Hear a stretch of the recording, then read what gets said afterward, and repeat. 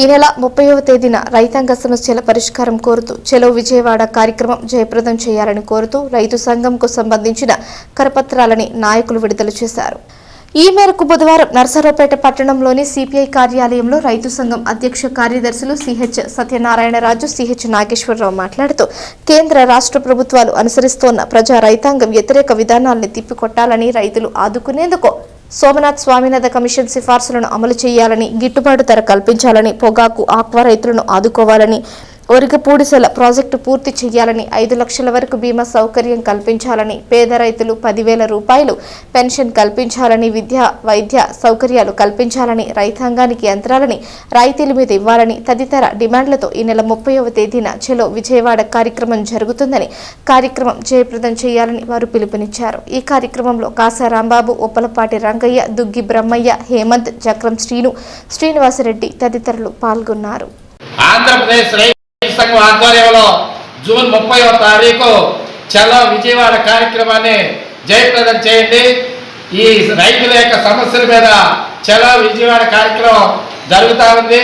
రైతుల యొక్క ప్రధాన సమస్యలు ఏంటంటే 55 సంవత్సరాల నిండిన గ్రామీణ పేద రైతులందరికీ కూడా నెలకి 10,000 రూపాయలు పెన్షన్ ఇవ్వాలి.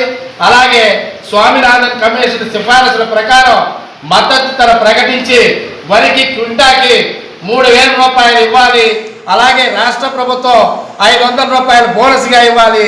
కేంద్ర రాష్ట్ర ప్రభుత్వాలు వ్యవసాయ రంగానికి 30% నిధులు బడ్జెట్లో కేటాయించాలి.